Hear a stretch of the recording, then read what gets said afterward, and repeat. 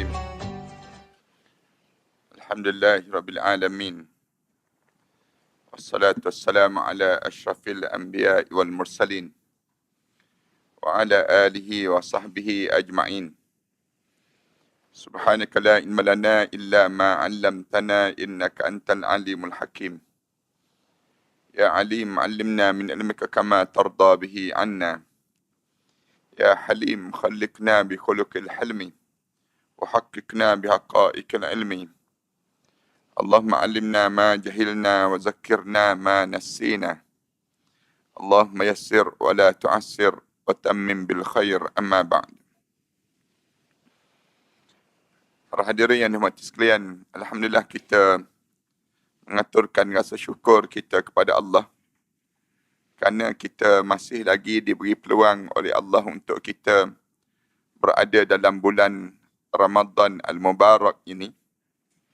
Mudah-mudahan bila kita berada dalam bulan sebegini, pahala kita belajar ini semakin berganda dengan pahala-pahala yang kita tahu bahawa bila kita buat amalan sunat, dia akan dapat pahala wajib dalam bulan sebegini.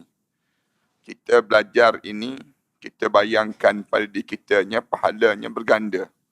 Dan kita belajar ini dipanggil kefarduan pada diri kita, wajib dalam hidup kita.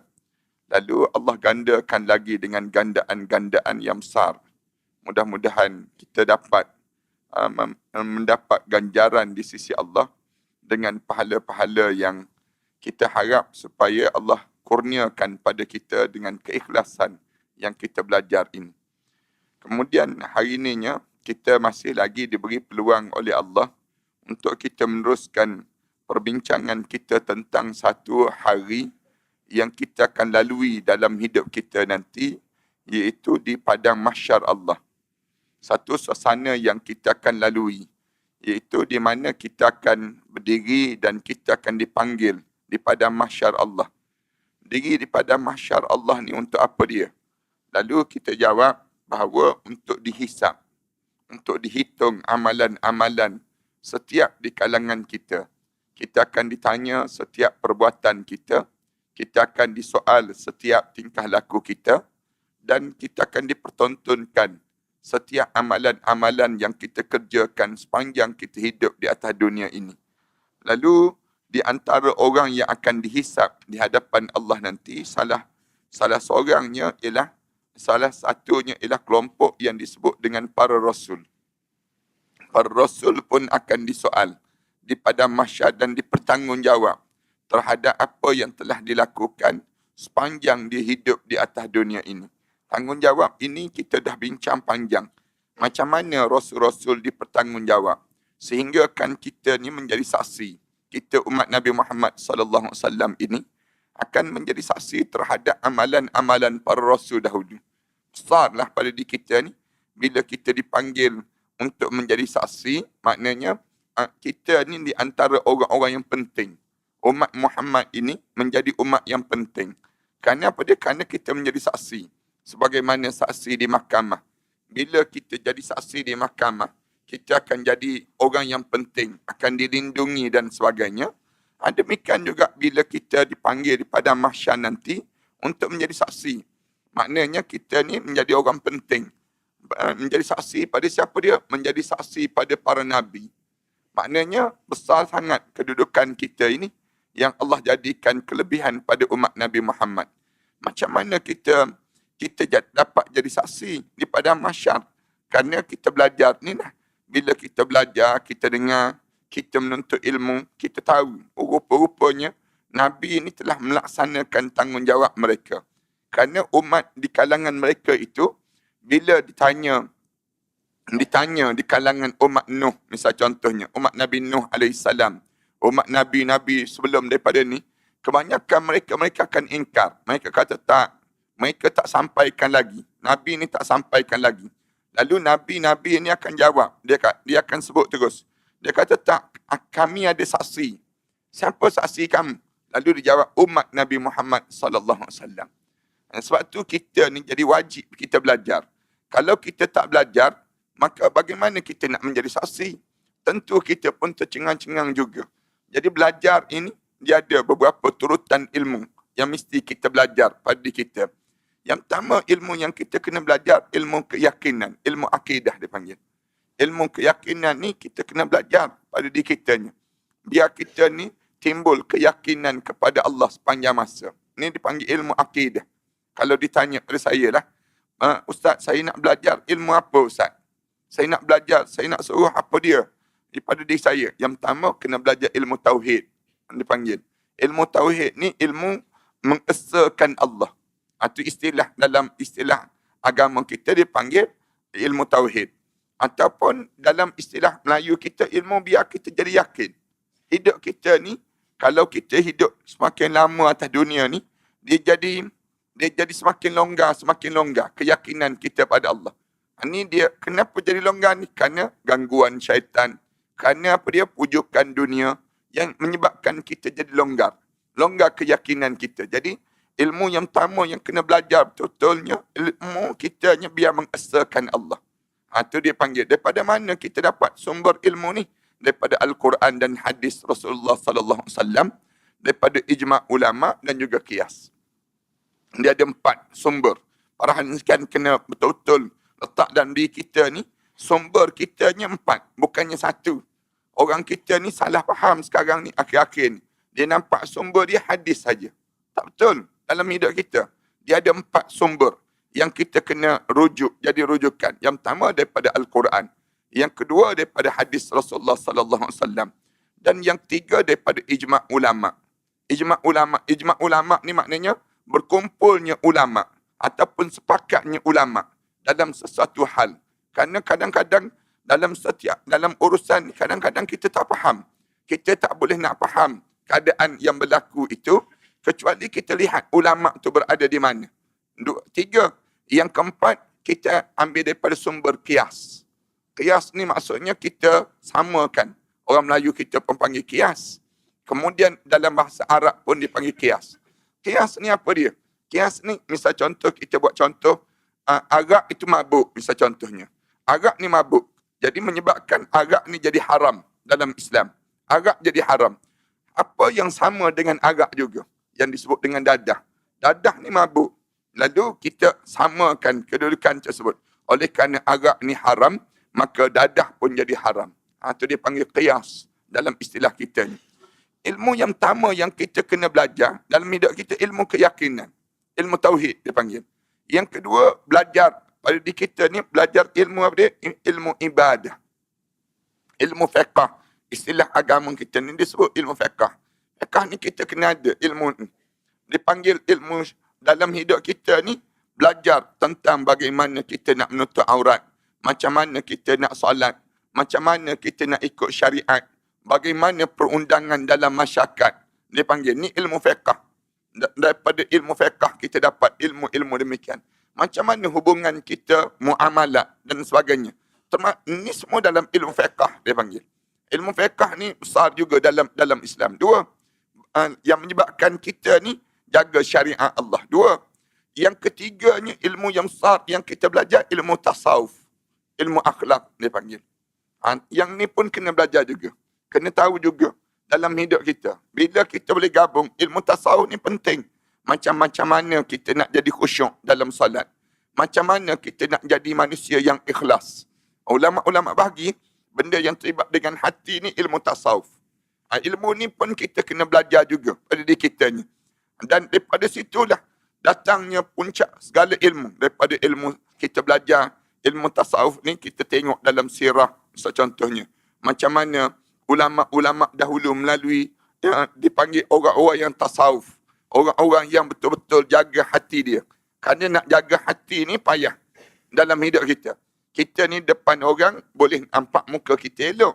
Tapi belakang orang tu, kita kan depan orang, biasa kita ni depan orang nampak senyum je.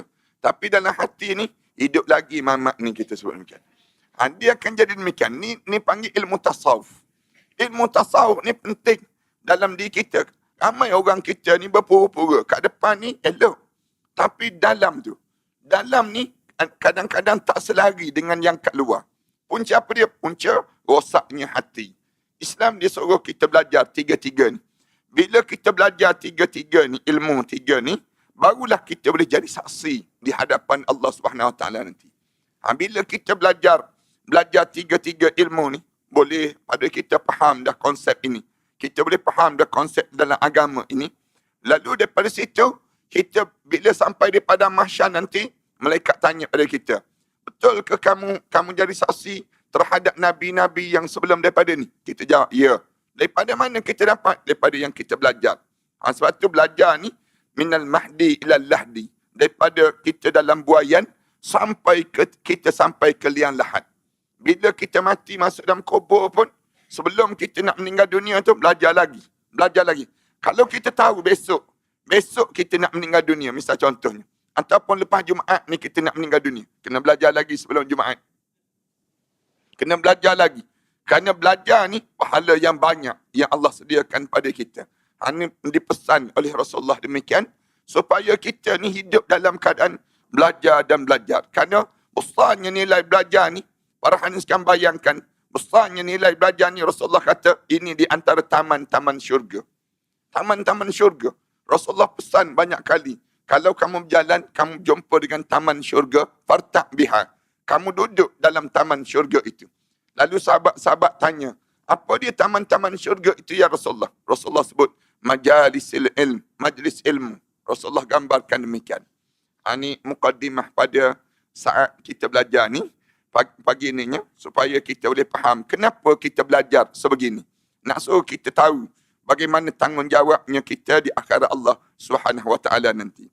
Hari ini kita sambung lagi. Ana rasa gelap lah sikit Dewan. Boleh buka lampu tu. Simpan pun tak guna kat lampu ni. Biar cerah sikit. Nampak dah mula kuyu mata.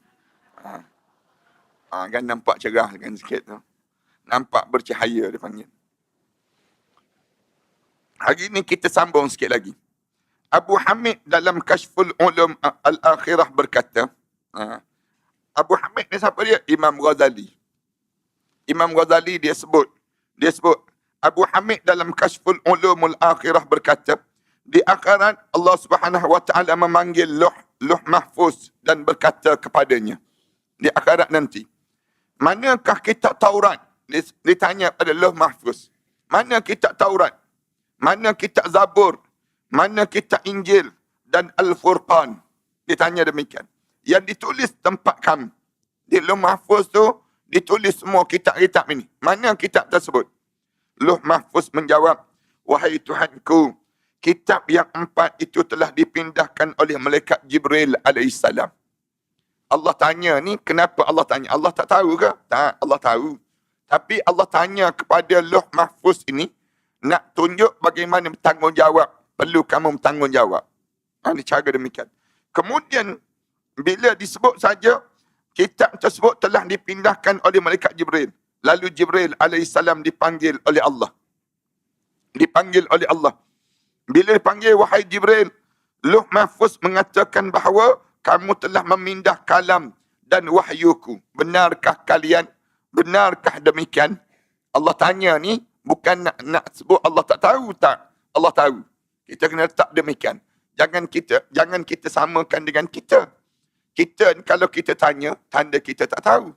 Tapi Allah tanya ni, tanda apa dia? Nak suruh rasa bertanggungjawab. Nak suruh rasa bertanggungjawab. Maknanya kamu telah lalui keadaan yang demikian. Jibril alaihissalam menjawab, benar wahai Tuhanku. Benar wahai Tuhanku.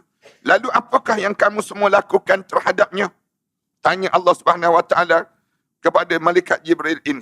Lalu Jibril menjawab, semuanya aku serahkan pada Rasul kamu. Kitab-kitab 4 ni telah diserah pada Rasul kamu. Taurat telah aku serahkan pada Musa. Zabur aku turunkan pada Daud. Kemudian Injil kepada Nabi Isa. Dan Al-Furqan kepada Nabi Muhammad sallallahu alaihi wasallam.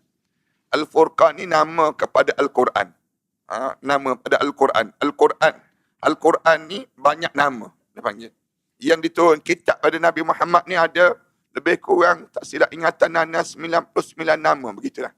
Nama pada kitab yang diturunkan pada Nabi Muhammad sallallahu alaihi wasallam. Semua risalah aku serahkan pada para rasul kamu. Semua kitab-kitab tu, tanggungjawab mereka tu telah serah. Ada satu pun yang tidak diserah. Beberapa suhuf telah aku serahkan pada mereka yang berhak menerimanya. Suhuf maknanya kitab kecil. Kitab kecil je untuk nabi-nabi. Untuk nabi-nabi ni, nabi-nabi tertentu diberi suhuf. Nabi-nabi. Kemudian nabi dan juga rasul yang besar dibagi yang disebut dengan 4 kitab ini. Kitab Taurat, Injil, Zabur dan juga Al-Quran. Diserahkan itu. Nabi Nuh AS lalu dipanggil oleh Allah SWT dan ditanya kepada dia, kenapa Nabi Nuh? Kita tanya, kenapa Nabi Nuh terus? Jawabnya, Nabi Nuh ni Adam Tsani, Adam yang kedua. Nabi Nuh AS. Ulama-ulama kata Nabi Nuh terus ditanya. Nabi Adam AS, satu generasi Nabi Adam AS tu, Allah telah hapuskan, matikan semua. Tinggal lebih kurang 80 orang je yang hidup. Ini dipanggil umat yang kedua, generasi yang kedua. Lepas pada Nabi Adam AS, satu generasi Nabi Adam tu Allah telah hapuskan. Kemudian tinggal Nabi Nuh. Nabi Nuh pula ada 80 orang. Daripada 80 orang ni berkembang. Jadi Melayu, jadi Jawa, jadi Banjar dipanggil. Jadi Arab. Semua ni kesan daripada Nabi Nuh AS. Sebab tu Nabi Nuh ditanggungjawab, ditanya terus. Wahai Nuh, Jibril mengatakan pada kamu, padaku bahawa kamu salah seorang utusan Allah. Dia menjawab, benar wahai Tuhanku. Lalu apakah yang kamu lakukan pada kaum kamu? Nabi Nuh ni di antara Nabi yang Allah panjangkan umur dia. Panjang dia 950 tahun. Allah sebut dalam Al-Quran Karim. Panjangnya Nabi Nuh AS masa dia. Tapi dalam 950 tahun tu, 80 orang je yang mengikut. Ini nak sebutnya, degil dan tololnya umat tersebut. Degil sungguhlah. Kerana Nabi Nuh ni, ialah Nabi-Nabi ni, dia buat satu benda yang luar daripada pemikiran otak manusia. Nabi Nuh AS misal contohnya. Dia telah buat kapal atas bukit. Waktu mana dia buat kapal di atas bukit ni, anak dia sendiri tak percaya. Isteri dia sendiri tak percaya. Dan orang menganggap dia orang gila. Orang ni nak buat jahat pada Nabi Nuh. Padahal apalah masalahnya buat kapal atas bukit sekalipun. Ialah katanya mereka, mana ada air atas bukit. Nak buat kapal macam mana? Di sudut logiknya. Tapi Allah bagi tahu awal pada Nabi-Nabi ni. Tapi mereka tak percaya.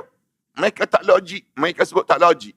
Kita ni Alhamdulillah tak jadi umat Nabi Nuh. Kalau kita hidup di zaman Nabi Nuh, ramai juga yang kufur tak menerai. Kita ni kan mesti jadi demikian. Ramai mana orang kita ni, hidup zaman kita ni pun yang lawan alim ulama' ramai mana juga. Orang kita ni Nabi tak datang. Tapi alim ulama' je yang ada. Alim ulama' yang ada di kalangan kita ni, yang ada ni pun kita petikai. Zaman Nabi dahulu, mereka petikai Nabi terus. Nabi Nuh AS. Bila Nabi Nuh AS buat kapal atas bukit ni, lalu dijawab, tanya Allah Ta'ala kepada Nabi Nuh, lalu apakah yang kamu lakukan pada kaum kamu? Tanya Allah Subhanahu Wa Ta'ala. Nuh AS menjawab, aku berdakwah pada mereka siang dan juga malam. Aku seru umat aku ni pagi dan juga petang. Namun perkara itu jelas menambahkan keingkaran pada mereka. Walaupun aku mengajar, lari. Inni da'autu qaumi lailan wa nahara. Aku ni mengajar ni pagi, petang, siang, malam. Habis cara dah bagi tahu pada umat. Tapi umat ni lawan. Semakin jauh.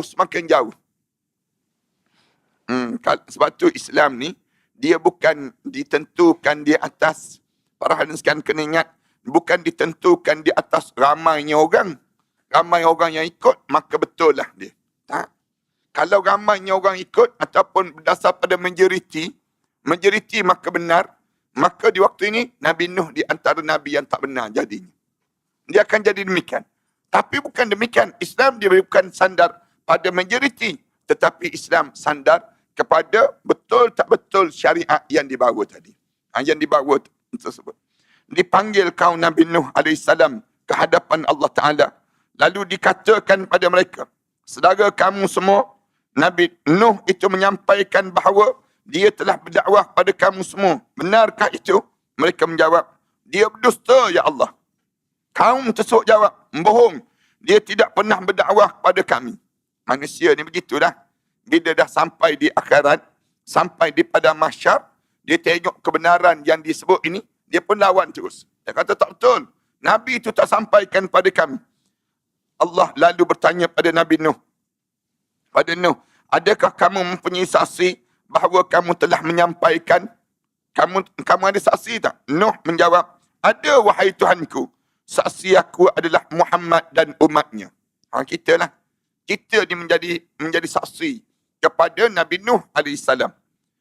Umat Nuh berkata, bagaimana mereka dapat menjadi saksi padahal mereka tidak berjumpa dengan kami? Mereka nak jadi saksi macam mana? Sedangkan mereka tak hidup di zaman kami. Dipanggillah Nabi Muhammad dan umatnya. Allah panggil manusia umat Muhammad ini. Lalu Allah Subhanahu Wa Taala bertanya pada mereka, wahai Muhammad, Nuh meminta kesaksian daripada kami. Nabi Muhammad lalu membaca firman Allah Ta'ala, Inna arsalna Nuhan ila qawmi, an anzir qawmaka min qabli an ya'tiyahum adabun alim. Nabi Muhammad baca ayat ni. Rasulullah SAW cerita bagaimana di padang mahsyar, Allah Subhanahu Wa Taala panggil Nabi Muhammad. Bila panggil Nabi Muhammad, tanya, betul tak betul? Nuh ni telah menyampaikan seruan. Dia kata, kamu jadi saksi. Rasulullah SAW jawab, Inna arsalna Nuhan ila qaumi. Baca ayat ni, sesungguhnya kami telah utuskan Nuh kepada kaumnya. An anzir qaumak, untuk memberi peringatan kepada kaum dia. Min qabli an ya'tiyahum, sebelum datang kepada mereka, azabun alim, azab yang amat pedih. Dia jadi demikian. Bila begitu akhirnya Allah Ta'ala berfirman, kamu benar dan telah tetap azab bagi orang kafir pada aku sekarang. Ditanggungjawab ini. Kemudian orang kafir itu dibawa ke neraka tanpa dihisap dan ditimbang terlebih dahulu, dihumban terus ke dalam neraka. Na'udzubillah min zalik. Ni nak sebutnya umat yang awal masuk syurga ialah umat Muhammad. Umat yang paling lewat dihumban dalam neraka, umat Muhammad. Itu kenapa? Masuk awal dalam neraka ialah umat-umat terdahulu. Umat-umat yang lawan. Kerana mereka ni sendirinya, mereka ni tolak Nabi-Nabi. Bila tolak Nabi-Nabi ni, menyebabkan mereka dihumban terlebih dahulu dalam neraka Allah SWT. Manakala kita pula, mudah-mudahan kita ni menerima seruan. Tiap benda yang disebut oleh Rasulullah, yang diajak oleh Rasulullah, tak ada pertikaiannya. Jangan kita ni mempertikaikan syariat Islam, jangan. Bila kita pertikai juga, kita jadi macam umat terdahulu. Umat terdahulu dia pertikai, betul ke tak betul macam ni. Ini punca apa kita pertikai? Kerana kejahilan. Umat sekarang ni penuh dengan kejahilan. Bila penuh kejahilan, dia akan pertikai terus. Sebab itu Islam suruh kita ni belajar dan belajar. Bila kita belajar, tak timbul pertikaian terhadap syariat yang diajar oleh Allah Subhanahu Wa Taala melalui Nabi Muhammad sallallahu alaihi wasallam. Perkara yang serupa juga dilakukan terhadap nabi seperti Nabi Hud, Nabi Saleh, Nabi Samud dan yang lainnya.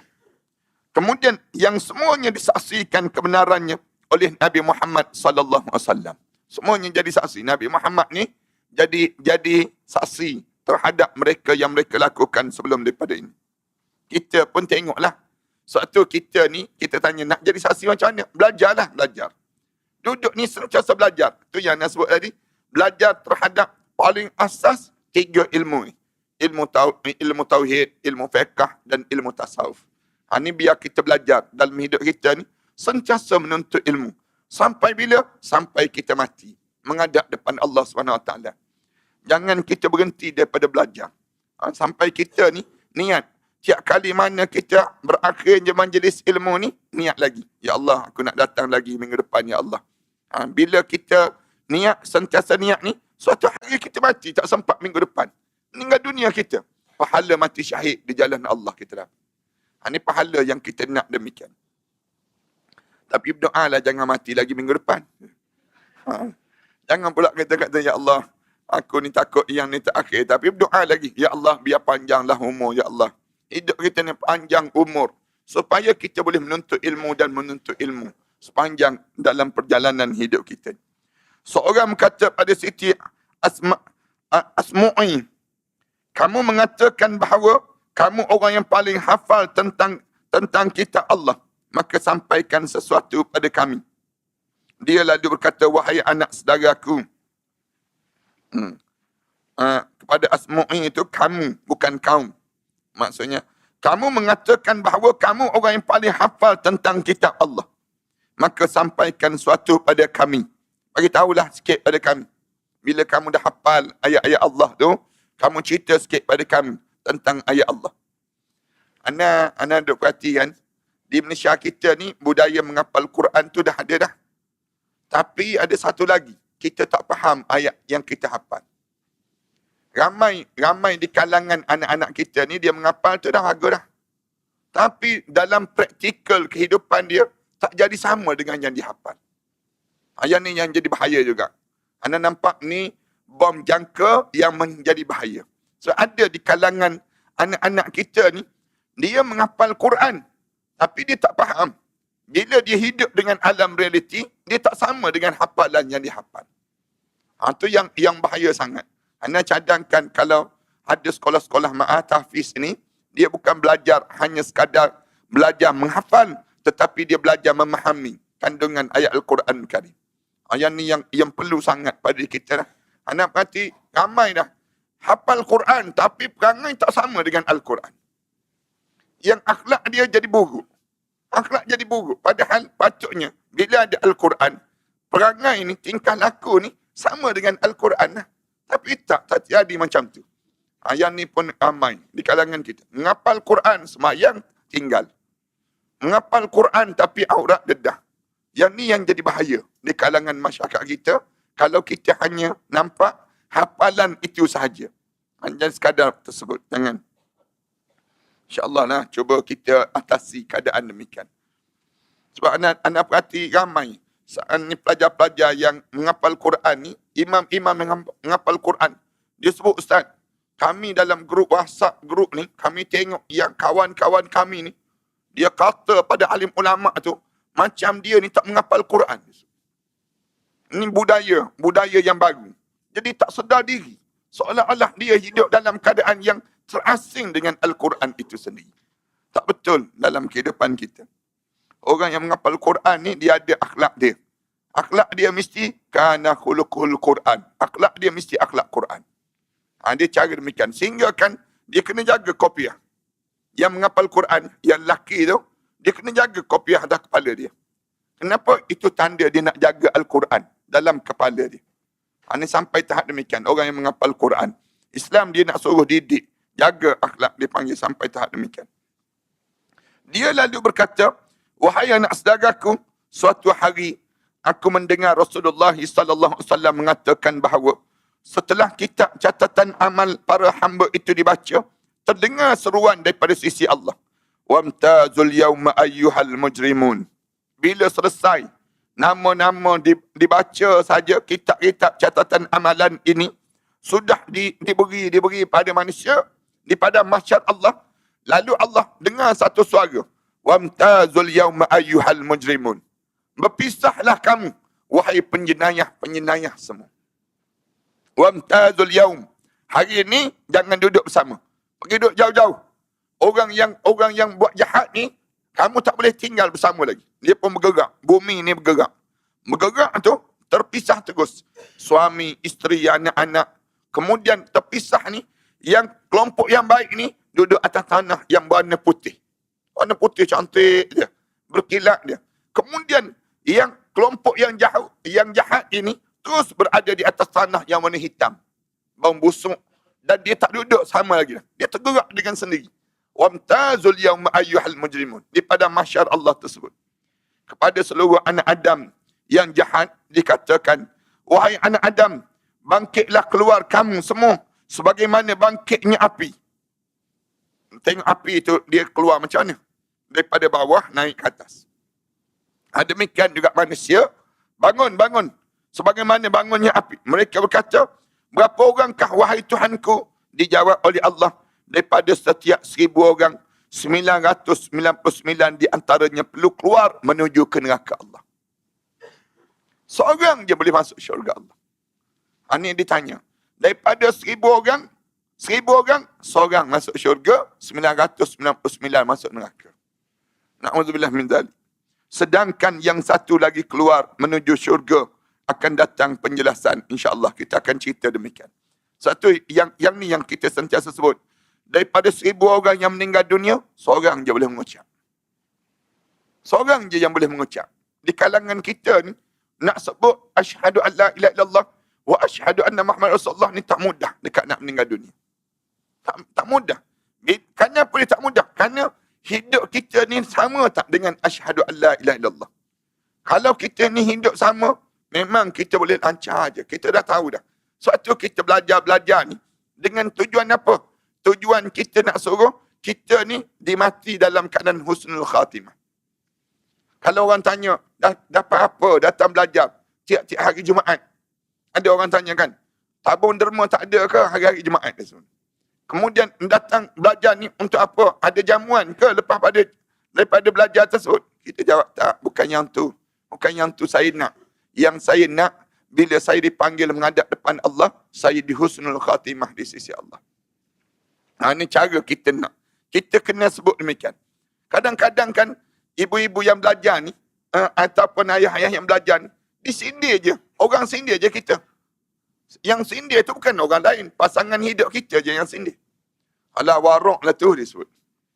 Nak pandai lah tu, baru pergi belajar sikit je. Tiba-tiba yang tu dah mula dah. Dia mula sindir kita. Sindir kita ni, kita jangan putus asa.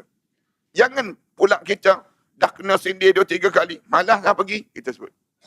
Dah kena sindir kan. Yang sindir ni pula orang-orang yang dekat dengan kita. Kadang-kadang jiran-jiran kita yang sindir. Nampak je kita keluar pagi-pagi Jumaat. Nak ke mana tu? Belajar dekat Masjid Al-Falah. Kirim salam pada Ustaz Dasuki ya, dia sebut. Rasa nak pelepuk-pelepuk je rasanya. Kita nak sebutnya demikian. Ada orang yang jenis demikian. Dia sendiri tak datang. Tapi dia ni sendirinya menyindir kita. Menyindir je dalam hidup. Kita jadi geram. Kita dengan dia. Oleh yang demikian, kita sabar je lah. Kenapa kita nak ganjaran dekat dengan kematian kita? Sabar ni kena ada pada diri kita. Sindiran-sindiran ini semakin kuat kan. Hujung-hujung zaman ini lagi kuat orang menyindir kita. Kita mengajar ni pun ustaz-ustaz kan. Sekarang ni orang kata ada ustaz-ustaz penunggang agama disebut. Istilah yang disebut Pak Lebay.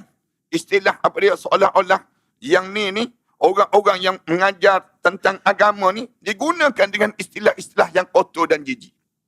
Nak suruh apa dia? Jatuhnya reputasi.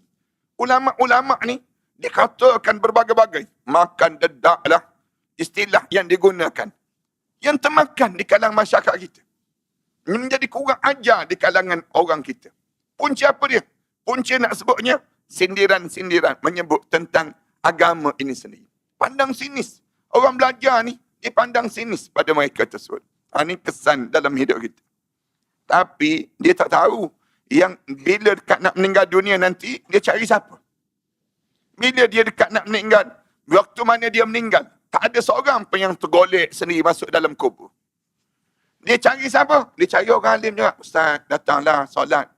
Ustaz, datanglah sembahyang. Ustaz, tolonglah. Bila dia sakit, mula kalut. Nak suruh kita baca doa dan sebagainya. Bila dia hidup, waktu mana dia hidup tu, sombong bukan main lagi berjalan. Ini nak sebutnya bagaimana kasarnya masyarakat kita pada hari ini. Kerana hidup dia fikir kos sara hidup je. Dia panggil. Masyarakat kita ni, dia fikir apa? Dia bukan fikir agama. Dia fikir kos sara hidup. Nak makan apa dia lepas pada ni? Nak benda apa dia dalam hidup dia? Yang tu je yang dia fikir. Dia tak fikir langsung agama dia. Macam mana lepas dalam kubur nanti? Macam mana? Bila orang bagi tahu pada dia, alah tu, macamlah dia pemegang anak kunci syurga disebut. Macamlah dia ni yang melayakkan orang masuk dalam neraka. Macam dia. Yang dia sebut demikian. Padahal kita sebut tentang batas-batas iman dalam hidup seorang. Ini punca kemasyarakatan yang rosak di kalangan kita. Kemudian, daripada 1000 orang, 99 orang. 999 dimasukkan ke dalam neraka dan seorang saja berjalan menuju ke syurga.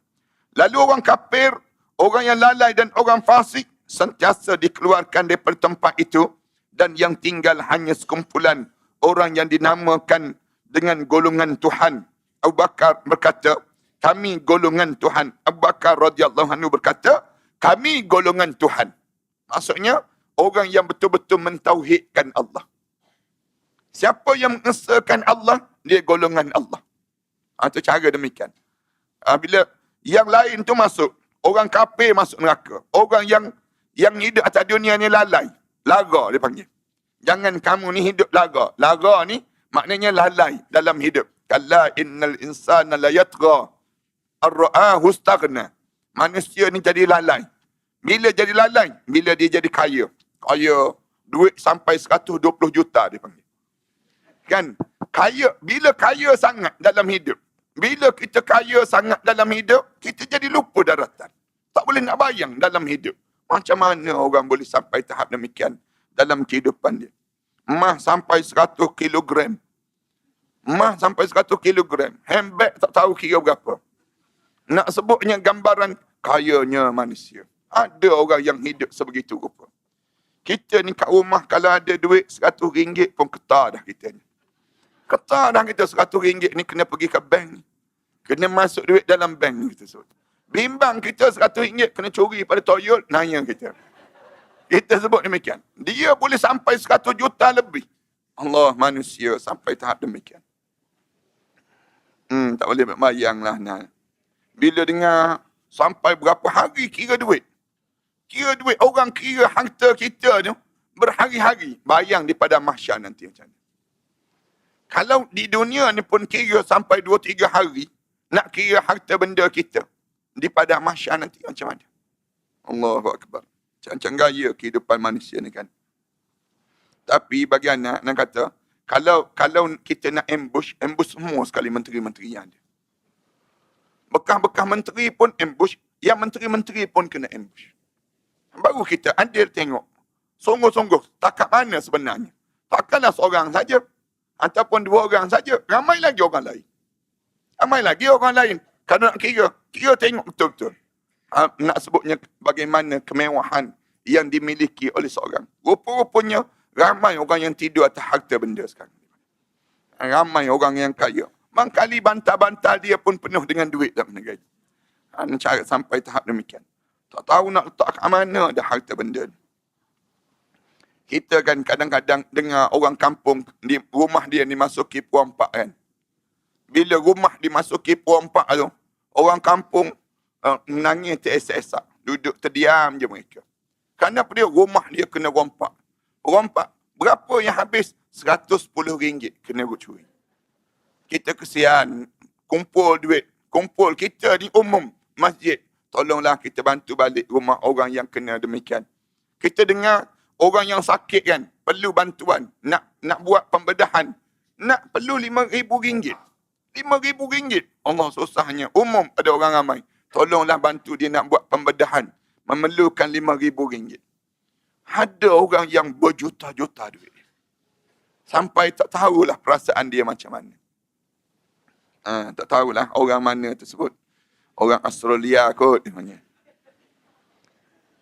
Para syuhada dihisap di akhirat nanti. Orang yang mati syahid juga dihisap dan dihitung di akhirat nanti.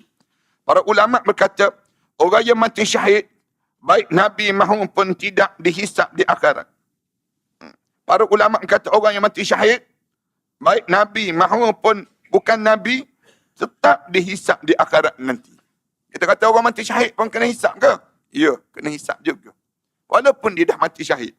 Firman Allah Ta'ala, wa asyraqatil ardu binuri rabbiha wa wudi'al kitabu wa ji'a bin nabi wa syuhada'i wa qudiya bainahum bil haq wa hum la yuzlamun. Dan bumi pada mahsyar menjadi terang benderang dengan cahaya keadilan Tuhannya. Waktu mana di pada mahsyar nanti, wa asyraqatil ardu binuri rabbiha. Waktu mana Allah mula nak mengadili manusia ni, Allah terangkan, cahayakan di waktu itu, wa wudi'al kitab, dan buku-buku perhitungan mula diletakkan dan diberikan pada masing-masing. Wa wudi'al kitab. Waji'a bin nabi. Dan nabi-nabi dan saksi-saksi pun mula dihadirkan untuk pengadilan Allah. Waktu itu meremang bulu roma.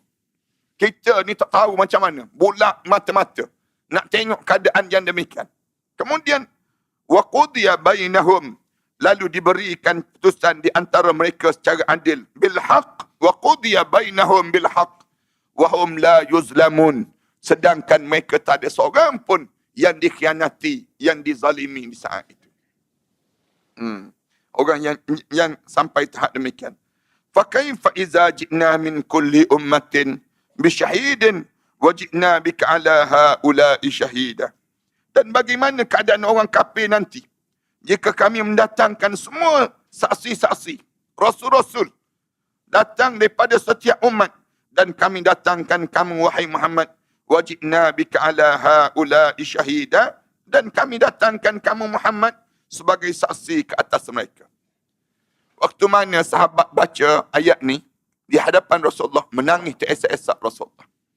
Rasulullah sallallahu alaihi wasallam menangis. Kenapa Rasulullah menangis? Kerana Rasulullah kena menjadi saksi terhadap apa yang telah dilakukan umat-umat dia. Sama tak sama dengan apa yang diajar oleh Rasulullah. Waktu itulah Rasulullah sebut, bila dibaca wajibna bika ala haula'i syahida, dan didatangkan kamu wahai Muhammad untuk menjadi penyaksi di hadapan Allah Subhanahu wa taala. Saksi orang yang syahid, syahid setiap umat adalah rasul mereka. Orang yang siapa yang menjadi saksi pada orang mati syahid ni? Ni ialah di kalangan rasul-rasul. Rasul-rasul tengok sama tak sama. Kamu pegang ni kerana nabi ke, kerana apa dia? Kerana Allah ke, kerana siapa dia? Ada orang yang berjuang, dia tidak berjuang kerana Allah, tapi berjuang kerana nama. Berjuang kerana nak jawatan. Berjuang kerana apa dia? Nak suruh dia dikenali seorang pahlawan. Pun ada juga. Yang menyebabkan di waktu mana sampai pada mahsyar, kita tanya, siapa nak jadi saksi pada orang mati syahid? Lalu dijawab, orang mati syahid ialah rasul-rasul. Menjadi saksi ke atas apa yang mereka lakukan itu. Namun ada yang mengatakan bahawa syahid di sini, maksudnya para malaikat yang mencatat amal perbuatan. Inilah yang lebih jelas daripada teks ayat yang kita baca tadi. Ada juga yang kata syahid ini yang dimasukkan haula'i syahida. Mereka yang syahid itu katanya ialah yang dimasukkan ialah para malaikat. Di akhirat setelah seluruh umat beserta Nabi mereka dibawa ke hadrat Allah Subhanahu wa taala, dikatakan pada umat, apakah jawapan kamu semua terhadap seruan Nabi kamu semua? Sedangkan para rasul dikatakan pada dia, apakah jawapan mereka terhadap seruan yang kamu semua sampaikan? Para rasul menjawab, engkau yang mengetahui perkara yang gaib, ya Allah. Bila ditanya, macam mana umat kamu? Bila diseru-seru ni, mereka dengar tak dengar? Lalu katanya para rasul jawab, kamu tahu ya Allah, kamu nampak ya Allah, apa yang berlaku pada umat kami ya Allah. Macam mana umat ini sendiri? Suatu kita ni para hadirin sekalian, kerja kita menyampai. Orang nak terima tak nak terima itu bukan kerja kita. Para hadirin sekalian, jangan putus asa. Dalam hidup kita ni, kadang-kadang kan kita ni bagi tahu orang tolak. Jangan peliklah dengan orang tolak. Kerana pada kerja kita sebut je, bagi tahu je pada diri kita. Kerana manusia ni dia ada perasaan dalam jiwa dia. Kadang-kadang dia boleh terima, kadang-kadang dia tolak. Bila dia tolak tersebut, kamu jangan kamu rasa kecil hati. Jangan kamu putus asa, jangan. Kerja kita bagi tahu, jangan terhenti daripada kita bagi tahu tentang ajaran agama ini sendiri. Jangan cepat nak putus asa kita. Lalu dipanggillah saksi daripada setiap umat untuk memberi saksi akan seluruh amal yang mereka lakukan. Mereka diberitahu di dunia bahawa ada dua malaikat yang sentiasa memantau segala gerak-geri mereka tersebut. Dua malaikat ni siapa dia? Yang sebelah kanan, sebelah kiri. Malaikat ni rakam je perbuatan kita. Bila diberitahu, kamu jangan ingat kamu selamat. Semua benda yang kamu buat dirakam balik.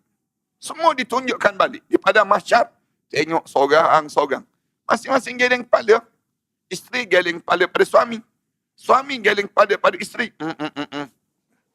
Habis duit rupanya dia yang ambil rupa. Kemudian tengok saja suami, isteri pula tengok suami. Teruknya WhatsApp dia teruk lagi rupa-rupanya. Dalam tulisan dia begini. Semuanya geleng kepala. Masing-masing geleng kepala. Anak-anak geleng kepala dengan mak ayah. Mak ayah geleng kepala dengan anak. Kenapa dia? Tingkah laku yang kita buat tak sama dengan apa yang diajar. Abu Hamid Al-Ghazali dalam Kashful Ulumul Akhirah berkata, di akhirat terdapat seruan daripada Allah Ta'ala yang berikut. Pada hari ini tidak ada lagi kezaliman. Hisab Allah Subhanahu Wa Ta'ala amat segera. Lalu dikeluarkanlah sebuah kitab yang amat besar untuk mereka, sehingga menutup antara timur dengan barat, yang mengandungi semua amalan hamba, baik kecil maupun besar, dan mereka menemui apa yang mereka temui. Segala amal perbuatan makhluk dilaporkan pada Allah Subhanahu Wa Ta'ala setiap hari. Lalu malaikat mencatat amal, diperintahkan untuk mencatat amalan itu sendiri. Malaikat-malaikat ni ditunjukkan satu-satu.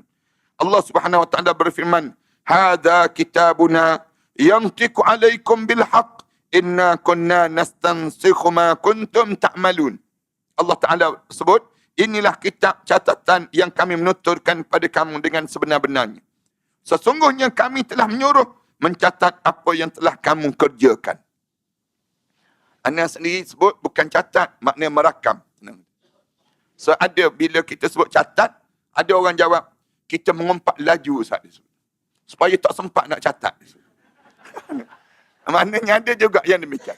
Jadi anda kata, kalau kita sebut catat, catatnya ada kita nampak kelambatan berlaku. Lalu kita kata merakam.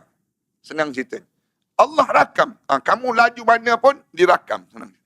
Baru kita nampak faham konsep hidup kita ni. Bila sebut saja rakam, kamu tak terlepas. Semua sekali gerak-geri kamu akan ditunjukkan dan ditayangkan balik di padang mahsyar Allah nanti. Kemudian dipanggil manusia seorang demi seorang untuk dihisap. Dia panggil saja, amal baik dan amal buruk dia mula dihitung. Kita mula dikira. Dan pada masa itu seluruh anggota badannya menjadi saksi terhadap apa yang kita lakukan. Mula jadi saksi. Bibir kita ni jadi saksi. Berapa banyak kita baca Quran, berapa banyak yang kita bercakap tentang hal orang lain. Dalam hidup kita ni, semua jadi saksi. Mata kita jadi saksi. Mata jadi saksi. Ya Allah, dia tu pakai spek mata hitam, tapi menjeling kuat tu, ya Allah. Jangan main-main. Spek mata tu besar je dia letakkan. Tapi mata jeling je kat tepi. Nak gambarkan tentang semua jadi saksi. Tangan menjadi saksi. Kaki menjadi saksi. Semua jadi saksi dalam perbuatan yang kita lakukan. Kemudian Allah Ta'ala berfirman, Yauma tashhadu alaihim alsinatuhum. Hari di mana menjadi saksi ke atas mereka lidah-lidah mereka. Lidah ni jadi saksi. Kemudian yang menjadi saksi lagi siapa dia? Wa aidihim, tangan-tangan. Tangan-tangan menjadi saksi. Kemudian apa lagi? Wa arjuluhum, kaki-kaki mereka. Kaki-kaki mereka pun menjadi saksi. Bima kanu ya'malun, dengan apa yang mereka kerjakan di atas dunia dahulu. Yang mereka telah lakukan di atas dunia. Dinyatakan dalam satu riwayat, bahawa ketika dikatakan pada salah seorang daripada mereka, wahai hamba yang jahat, kamu berbuat jahat dan derhaka kepada aku. Orang itu berkata, apakah yang telah aku lakukan, wahai Tuhanku? Waktu mana ditanya di padang mahsyar Allah, disebut pada dia, kamu buat jahat. Lalu katanya orang sebut, dia kata, apa yang jahat ya Allah? Tanya. Dia tanya balik, apa yang jahat? Aku buat jahat ni apa dia? Dia tanya demikian. Allah menjawab, rupanya kamu mahu buktikan. Kamu nak suruh aku buktikan pada kamu. Lalu malaikat mencatat seluruh amal perbuatannya selama berada di dunia di bawah. Bahawa malaikat tersebut. Malaikat ni, orang itu berkata, para malaikat itu berbohong ya Allah. Lawan lagi. Maknanya manusia ni, dia lawan Allah. Lawan sampai di padang mahsyar tu lawan lagi. Bohong tu ya Allah. Malaikat tu bohong. Wahai Tuhanku, dengan seketika anggota badannya berkata dan menjadi saksi perbuatannya. Itu yang Allah sebut, al-yawma nakhtimu ala afwahihim. Hari yang Allah tutup mulut masing-masing. Wa tukallimuna aydihim. Tangan ni pun mula bercakap. Kenapa Allah tutup mulut? Al-yawma nakhtimu ala. Kalaulah dibuka mulut ni, manusia menjawab dia. Akhirnya, di pada mahsyar Allah perterikan mulut. Allah matikan mulut dia. Bila mulut tu terkunci, mula bercakap tangan. Tangan mula bercakap terus. Wa tashhadu arjuluhum. Kaki menjadi saksi. Sehingga dia tidak dapat mengelak lagi daripada kejahatan yang dilakukan. Semua bercakap. Tangan bercakap di pada mahsyar Allah. Dan akhirnya, dia diperintahkan ke neraka. Na'udzubillah min dzalik. Bila sebut, Allah kata, sekarang humban dia dalam neraka Allah. Bila humban dalam neraka, dia mencaci anggota badannya sendiri. Dia pun mula marah pada badan dia. Yang kamu pandai-pandai bercakap tu kenapa? Dia marah pada badan dia. Lalu dibalas oleh anggota badan itu dengan kata-kata. Badan ni jawab balik pada tuan dia. Badan kata apa dia? Ini bukan aku nak bercakap. Kamu jangan marahkan aku. Aku bukan nak bercakap. Allah menjadikan aku dapat bercakap seperti ini. Aku bukan nak bercakap pun. Tiba-tiba bercakap sendiri katanya. Ini mula bercakap. Waktu mana bercakap ini? Allah Ta'ala berfirman. وَقَالُوا لِجُلُودِهِمْ لِمَا شَهِدْتُمْ عَلَيْنَا. Mereka sebut pada kulit-kulit mereka, kenapa kamu jadi saksi pada kita sendiri? Yang kamu pergi menjadi saksi itu kenapa? Akhirnya kamu juga kena masuk dalam neraka ni. Qalu antaqanallahu alladhi antaqa kulla syai'. Katanya kulit ni bercakap, tangan-tangan ni sebut, kami tiba-tiba keluar suara sendiri. Bukan kami nak pun. Tiba-tiba kami ni keluar suara. Kaki keluar suara, tangan keluar suara. Wa huwa khalaqakum awwala marrah. Dia yakni Allah yang menjadikan kita di awal-awal dahulu. Wa ilaihi turja'un. Dan kepada dia kita akan dikembalikan. Tu yang ada yang tanya, Ustaz, macam mana tangan boleh bercakap? Macam mana kaki boleh bercakap? Anda sebut banyak kali kan? Senang je kita nak jawab. Cuba tengok radio tu radio. Radio tu mulut tak ada, gigi tak ada, keluar suara. Kenapa? Handphone tu misal contohnya. Handphone kita ni kan, tak ada apa-apa pun. Tak ada gigi, tak ada lidah, tak ada apa-apa. Tiba-tiba keluar suara. Kalau yang ni boleh keluar suara, tak peliklah tangan ni pun boleh keluar suara. Tangan ni mula bercakap. Tangan ni lah yang mangkah tu, ya Allah. Dia sebut demikian. Tangan ni lah yang tersilap mangkah. Nak buat macam mana, ya Allah. Ni jari yang masih merah di inai ni. Inai masih merah di jari ni dipanggil. Nak sebutnya semuanya bercakap. Cakap di hadapan Allah Subhanahu wa ta'ala nanti. Tanggungjawablah siapa yang mangkah tu dipanggil. Di akhirat nanti kita tengok. Macam mana Allah jadikan pada diri kita. Ada yang jawab, tak apa Ustaz, sekali ni je. Sekali ni pun tunggu 5 tahun. 5 tahun kita menanggung. Dalam yang kita buat tersebut, kita menjawab depan Allah. Kenapa kita jawab? Kita lakukan demikian. Masalah ini telah kami terangkan maknanya dengan sejelas-jelasnya dalam perbahasan terdahulu. Juga kami terangkan bahawa bumi, siang, malam dan harta menjadi saksi di akhirat nanti. Sebab tu kita diajar supaya buat satu benda di dunia, pandang di akhirat macam mana.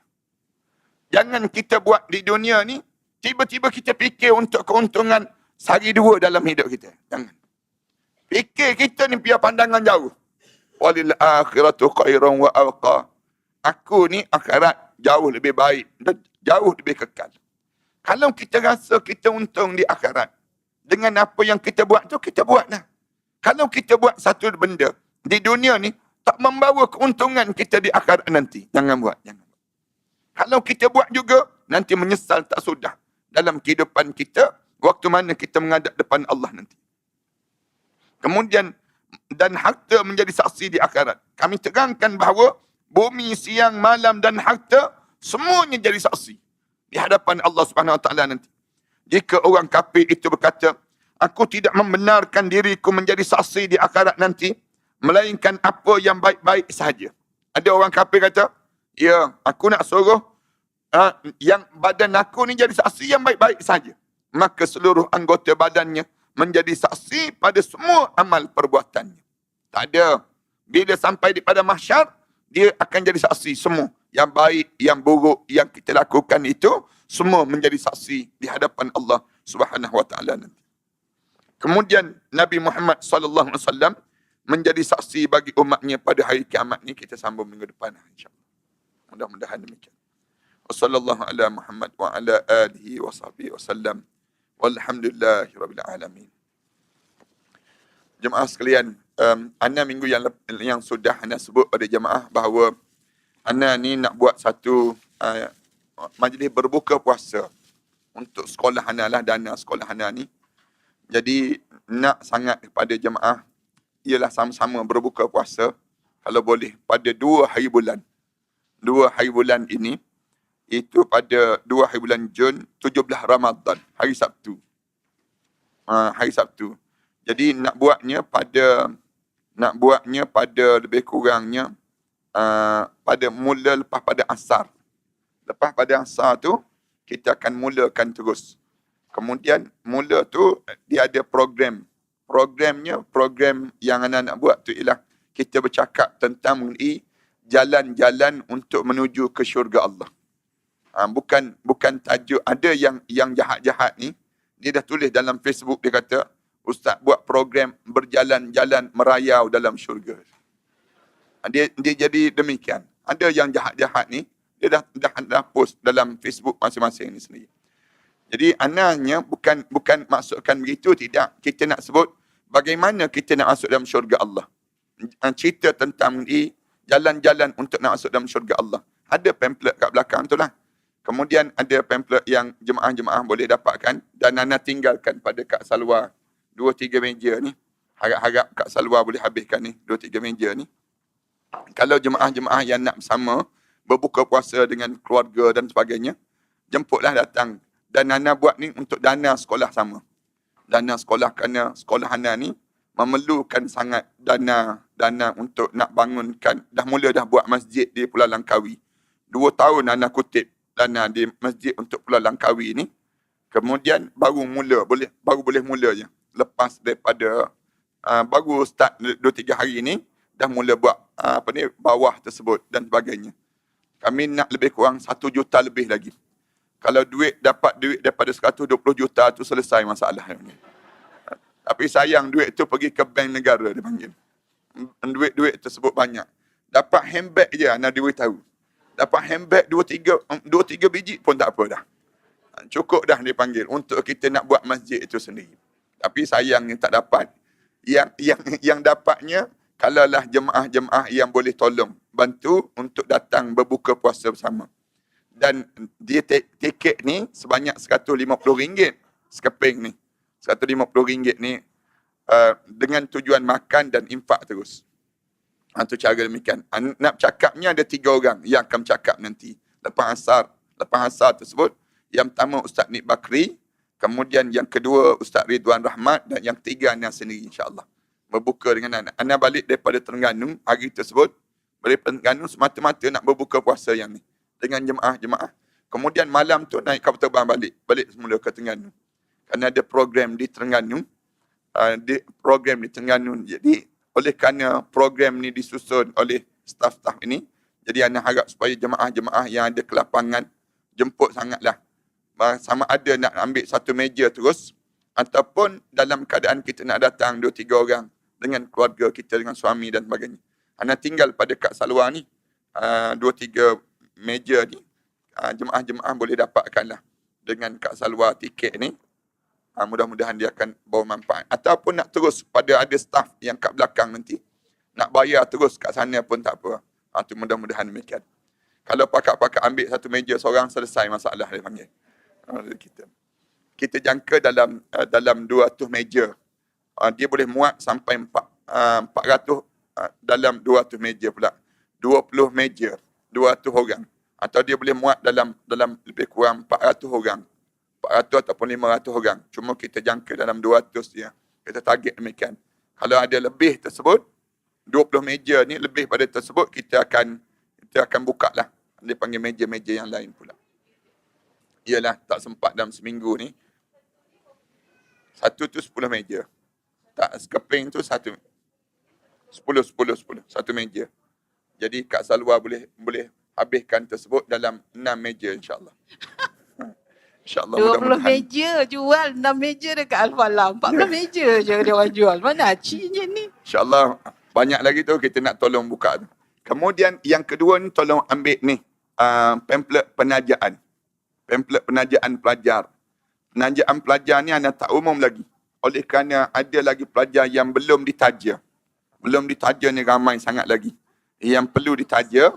Jadi anda harap supaya jemaah yang nak taja bulan-bulan Ramadan macam ni, kita ambil pamphlet ni kemudian bagi sama ada berhubung terus dengan staff saya ni ataupun boleh back in kan, nanti maklumkan pada mereka. Niat untuk arwah ayah, arwah mak kita dan bakal-bakal arwah. Kita lah bakal-bakal arwah ni. Elok sangatlah kita tolong dan kita tanggung pelajar-pelajar ni menghafal Quran dan sebagainya. Dan kita baca doa lah sikit insya-Allah. Bismillahirrahmanirrahim. Alhamdulillahirabbil alamin.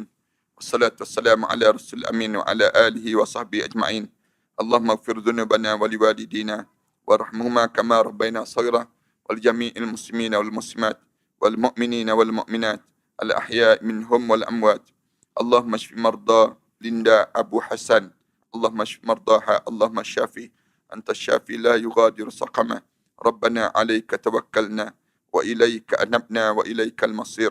Rabbana ja'alna muqimas salah wa min dhurriyyatina rabbana wa taqabbal du'a. Rabbana atina fid dunya hasanah wa fil akhirati hasanah wa qina adzabannar. Walhamdulillahi rabbil alamin.